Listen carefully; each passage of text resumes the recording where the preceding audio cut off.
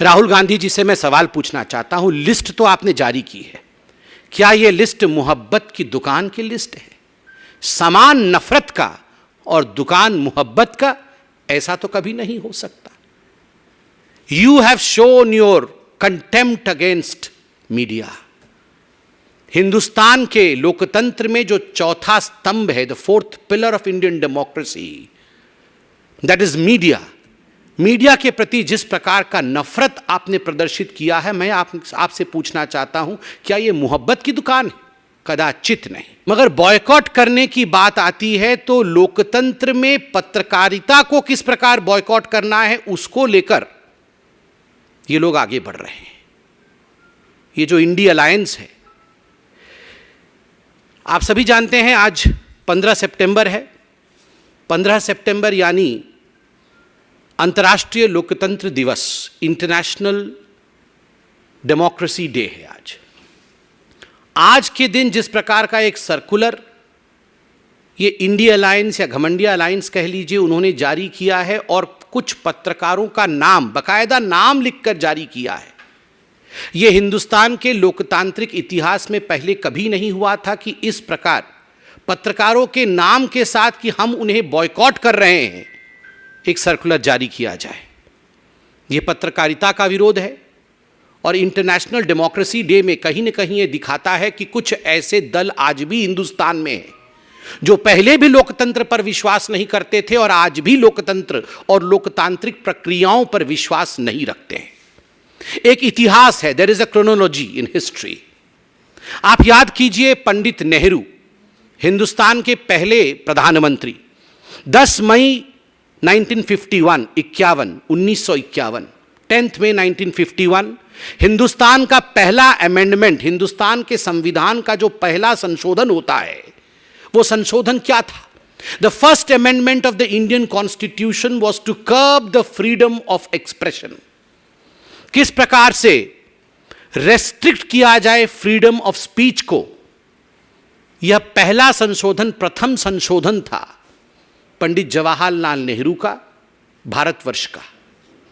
आप सोच के देखिए, भारतवर्ष की उस समय एक इंटरिम सरकार चल रही थी, इलेक्शंस भी नहीं हुए थे, मगर एक इंटरिम गवर्नमेंट द्वारा पहला संशोधन यह किस प्रकार फ्रीडम ऑफ स्पीच को रोका जाए उसको लेकर था।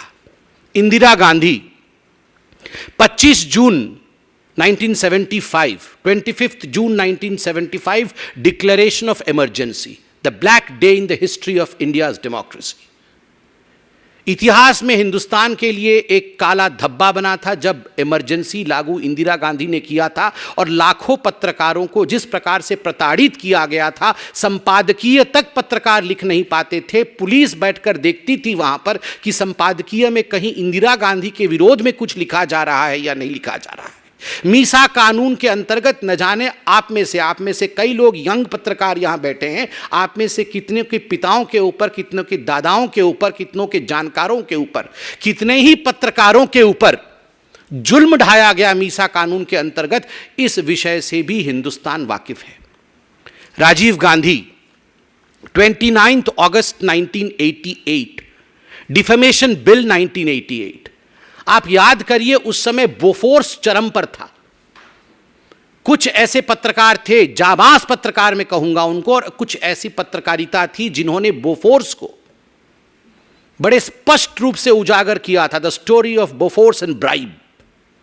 किस प्रकार से भ्रष्ट नेता बोफोर्स में लिप्त थे। राजीव गांधी जी के इस चरित्र को उजागर करने का काम कुछ बहुत बड़े अखबारों ने किया था। उनको लेकर जिस प्रकार एक डिफेमेशन कानून लाने का प्रयास 1988 में राजीव गांधी की सरकार ने किया था, कानून ले भी आए थे, मगर हिंदुस्तान के इतिहास का वो पहला कानून बना जिसको वापस लेना पड़ा, क्योंकि पत्रकार जगत एक होकर खड़ा हो गया।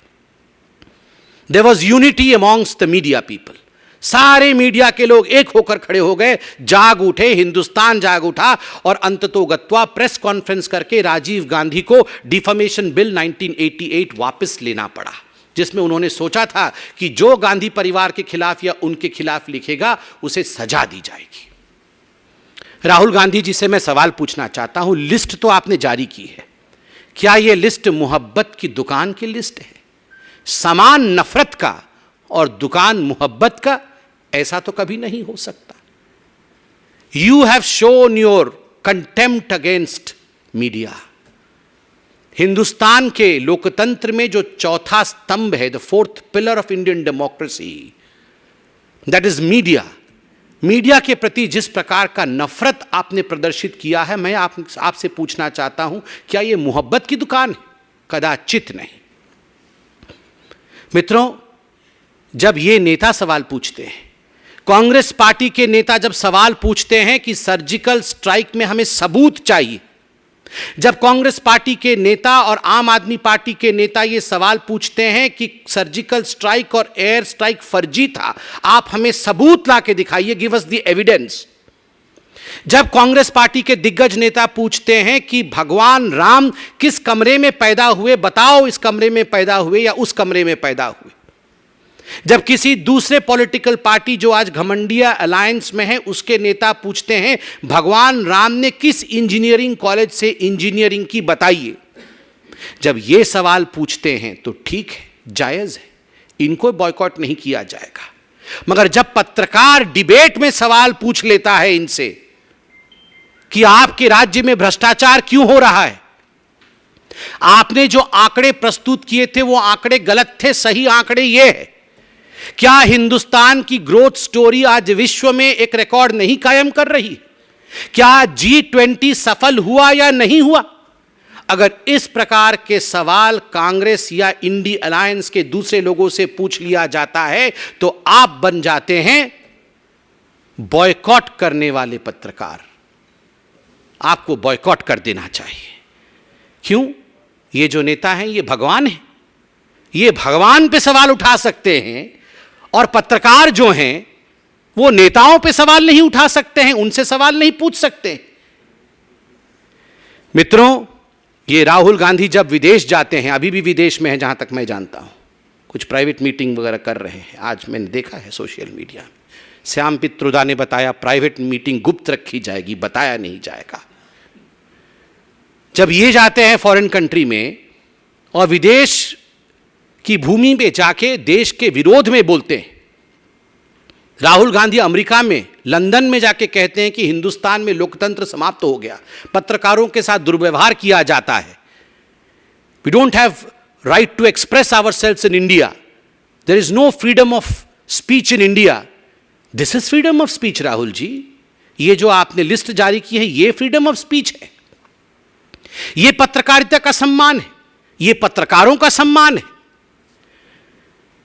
ये जो बॉयकॉट करके आप सम्मान दिखा रहे हैं डेमोक्रेसी का, ये आज पूरा विश्व देख रहा है, पूरा हिंदुस्तान देख रहा है। और मित्रों, आप सब पत्रकार बैठे हैं यहां पर, और आपके माध्यम से और टीवी के कैमरे के माध्यम से मैं करोड़ों पत्रकारों से आज सवाल पूछता हूं, क्या ये जो 14 नाम लिखे गए हैं ये बॉयकॉट के नाम है या ये टारगेट लिस्ट है?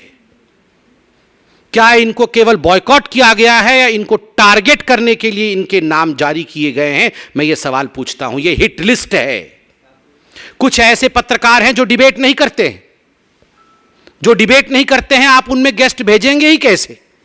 तो उनके नाम क्यों रखे गए हैं? टारगेट करने के लिए। FIR डालेंगे, आपको छोड़ेंगे नहीं, आपको मसल के रख देंगे।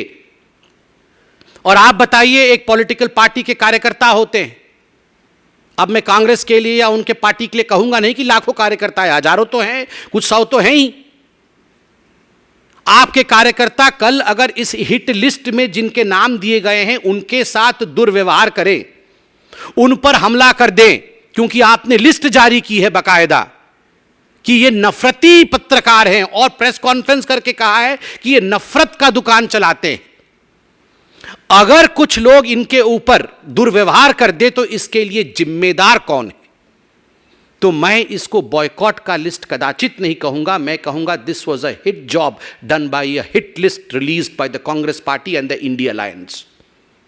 ये एक हिट जॉब है, और मुझे लगता है इसे सारे पत्रकार फ्रेटर्निटी को बहुत गंभीरता से लेने की आवश्यकता है। बंगाल में तो देवमाल्या बागची नामक एक पत्रकार परसों ही शायद गिरफ्तार भी हुए, केवल इस कारण से गिरफ्तार हुए हैं क्योंकि उन्होंने सच्चाई दिखाई है। किस किस को बॉयकॉट करेंगे राहुल जी, सोनिया जी, किस किस को बॉयकॉट करेंगे आप? चंद दिनों पहले तो ये रणदीप सुरजेवाला जी बोल रहे थे, एक भाषण में कह रहे थे कि जिन जिन लोगों ने, जिस जनता ने नरेंद्र मोदी को वोट दिया है वो राक्षस है, जनता राक्षस है, जो मोदी को वोट देती है, जो बीजेपी को वोट देती है वो राक्षस है, उसका बॉयकॉट होना चाहिए। ईवीएम तो पहले से ही खराब है, इलेक्शन कमीशन तो बिक चुका है, जुडिशियरी और सुप्रीम कोर्ट इनके जजों को भी छोड़ा नहीं गया है। राम मंदिर का जजमेंट जब आया तो इनके प्रवक्ताओं ने जजेस के खिलाफ क्या क्या कहा है ये तो पब्लिक डोमेन में है, जजेस को छोड़ा नहीं गया है। कौन सा ऐसा इंस्टीट्यूशन है भारतवर्ष में जिस इंस्टीट्यूशन के खिलाफ कांग्रेस पार्टी और ये इंडी अलायंस वालों ने खराब नहीं कहा है और उनका बॉयकॉट नहीं किया है? मैं आज आपको खुल के बताता हूं, जनता भी जिंदाबाद है, ईवीएम भी जिंदाबाद है, हाई कोर्ट भी जिंदाबाद है, इलेक्शन कमीशन भी जिंदाबाद है, सुप्रीम कोर्ट भी जिंदाबाद है। केवल अगर किसी से नहीं हो पा रहा है जिसको बॉयकॉट वाकई करना चाहिए कांग्रेस पार्टी को, तभी उसका कुछ कल्याण होगा, उसका नाम राहुल गांधी है। पूरे दुनिया को बॉयकॉट करने चले हैं, पत्रकार भी जिंदाबाद है, वो भी अपना काम कर रहे हैं। अरे नेता में दम नहीं है भैया। बॉयकॉट किस किस को करोगे? जनता को बॉयकॉट करोगे, सुप्रीम कोर्ट को करोगे, पत्रकारों को बॉयकॉट करोगे, टीवी को बॉयकॉट करोगे, किसको बॉयकॉट करोगे? बॉयकॉट करना है, अगर कुछ आगे बढ़ना है तो अपने नेता को बॉयकॉट करो, उसी को छोड़ने से कुछ कल्याण हो सकता है 1-8% का। और मुझे एक प्रश्न वो अवार्ड वापसी गैंग और जो मोमबत्ती वाले हैं उनसे भी पूछना है कि आज शाम को कहीं मोमबत्ती ये सुलगाएंगे या नहीं? ये अगर हमारे तरफ से कोई लिस्ट जारी हो गई होती तो मार्केट में मोमबत्ती कम पड़ जाती है, अभी ब्लैक में मोमबत्ती बिक्री हो रही होती, सारे मोमबत्ती कल से खरीद के ये घूम रहे होते। मगर एक भी मोमबत्ती खरीदी गई है या नहीं, सच में ये हंसने का विषय नहीं है। मतलब इस प्रकार की अभद्रता मैंने आज तक नहीं देखी। आप सोच के देखिए, ये सब जो सिलेक्टिव आउटरीच है, एक भी मोमबत्ती इन्होंने खरीदा है या नहीं खरीदा है, मैं जानना चाहता हूं। ये अवार्ड वापसी गैंग एक अवार्ड वापस करेगी? सारे अवार्ड वापस करने वाले घूमते थे सर्टिफिकेट लेके, अवार्ड वापस लो, हमारी अवार्ड। एक अवार्ड वापस करेंगे? ये इतने पत्रकारों के खिलाफ एक हिट लिस्ट आपने जारी की। वो चंद्रशेखर जी हैं शिक्षा मंत्री बिहार के, उन्होंने आज श्री रामचरितमानस को पोटेशियम साइनाइड बता दिया कि ये पोटेशियम साइनाइड है। एक शब्द नहीं निकल रहा है इनके मुंह से किसी के, ये लिस्ट जारी करने वालों के। ये आप इस मंत्री को आप बॉयकॉट करेंगे या नहीं करेंगे? राहुल बाबा, जहां भी फॉरेन कंट्री में है जवाब दीजिए। ये आपने पत्रकारों को तो बॉयकॉट कर दिया, ये जो चंद्रशेखर जी हैं जो कह रहे हैं कि रामचरितमानस ये पोटेशियम साइनाइड है, ये जहर है, आप में हिम्मत है उस पॉलिटिकल पार्टी को और उसके इस नेता को बॉयकॉट कर सकते हैं क्या? सैफुद्दीन सोज जो बोल रहा है, आतंकवादियों के मन के अंदर क्या चल रहा है उसे हमें पढ़ने की आवश्यकता है। इस सैफुद्दीन सोज को राहुल गांधी, सोनिया गांधी बॉयकॉट करने की हिम्मत रखते हैं क्या? हिम्मत है तो दिखाइए। जो पत्रकार G20 और भारत के लिए ठीक बोल दे उसको बॉयकॉट करना है, और जो भारतवर्ष के लिए खराब बोले उसके साथ खड़ा। अरे ये लोग तो ओसामा जी के साथ खराब हो गया, ओसामा जी को पानी में ढकेल दिया, उसको लेकर दिग्विजय सिंह 3 दिन नहीं सोए थे। आतंकवादी वो बाटला हाउस में मर गए थे 3, उसमें सोनिया गांधी जी रो रो के बेहाल हो गई थी। इनका हाल तो ये है, आतंकवादियों के साथ खड़ा होना है, उनको बॉयकॉट नहीं करना है। बाटला हाउस वाले आतंकवादियों को देख करके सोनिया गांधी उनके डेड बॉडीज को रो दी थी, वो सो नहीं पाई थी। ये मैं नहीं कह रहा हूं, उन्हीं के नेता सलमान खुर्शीद ने कहा था कि Sonia Gandhi could not sleep for 3 nights because 3 बेचारे आतंकवादी मारे गए थे। उनको बॉयकॉट करने की इनमें हिम्मत नहीं है। बॉयकॉट करना किसको है? जो न्यूज में हिंदुस्तान के विषय में सही खबर दिखाता है, उसको बॉयकॉट करना है।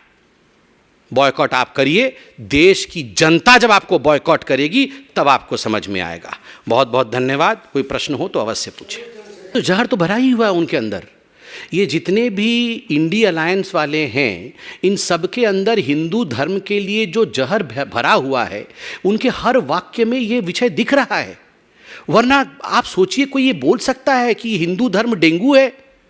कोई ये बोल सकता है कि हिंदू धर्म मलेरिया है? कोई ये बोल सकता है कि हिंदू धर्म एड्स है?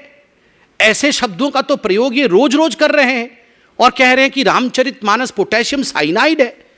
अरे करोड़ों लोगों की आस्था है, राम नाम सत्य है कह के हम सब इस धाम से परलोक जाते हैं। उस राम के नाम को जहर बताना, इतनी हिम्मत जो लोग रखते हैं, वो इस देश के ही मूल आस्था पर सवाल करते हैं, उस पर चोट करते हैं। इसमें तो कोई दोमत ही नहीं है। उनका पूरा जनता बॉयकॉट करेगी, आप देखिएगा। पूरा लिस्ट, उनका लिस्ट भी नहीं निकल सकता, इतना बड़ा है। देखिए, आम आदमी पार्टी के बारे में तो सवाल पूछिए ही मत।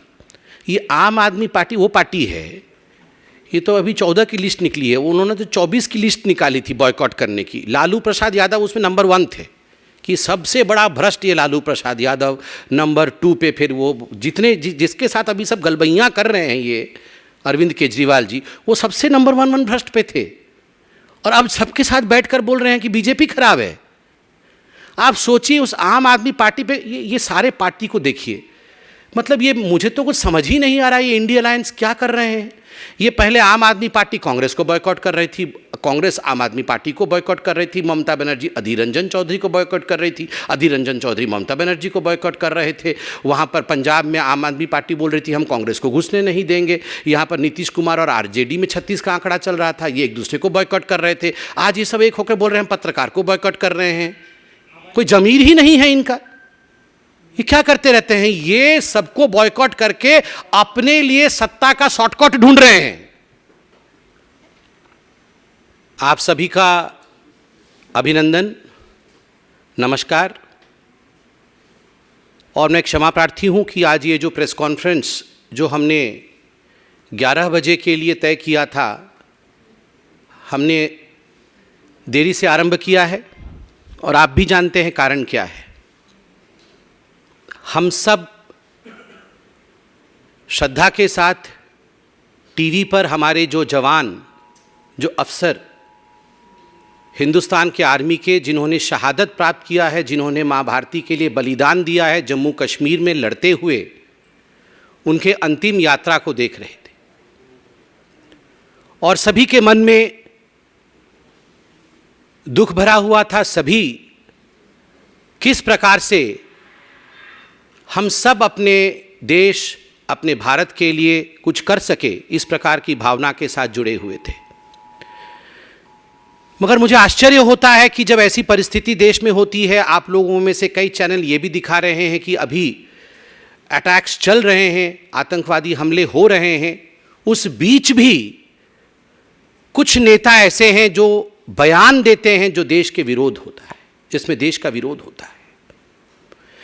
कांग्रेस के जाने माने नेता, कांग्रेस के दिग्गज नेता सैफुद्दीन सोज, उन्होंने कश्मीर में इस हमले को लेकर जिस प्रकार का बयान दिया है और कहा है कि हिंदुस्तान को चाहिए कि वो पाकिस्तान के साथ न केवल बात करे, अपितु आतंकवादियों के दिमाग के अंदर, आतंकवादियों के मन के अंदर क्या चल रहा है, उन्हें क्या चाहिए, उसे भी समझने की कोशिश प्रधानमंत्री नरेंद्र मोदी जी को करना चाहिए।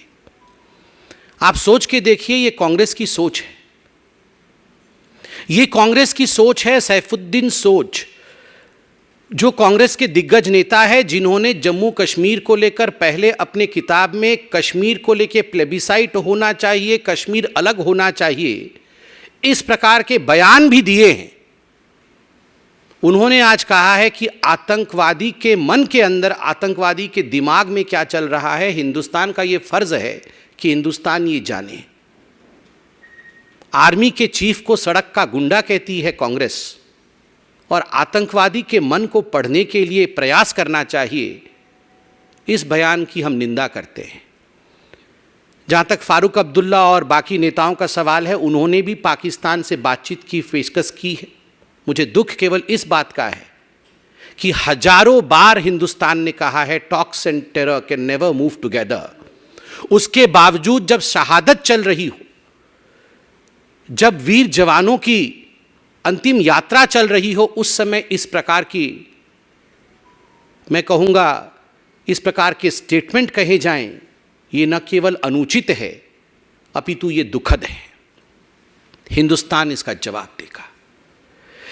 मुझे तो ये कहते हुए भी दुविधा होती है, कहते हुए भी दुख होता है कि सैफुद्दीन सोज, फारूक अब्दुल्ला जैसे लोगों को एक मुख्य स्थान इन राजनीतिक पार्टियों ने दिया हुआ है, अपने अलायंस में, अपने पार्टी में, अपने ग्रुप में। उनको बॉयकॉट नहीं करते हैं,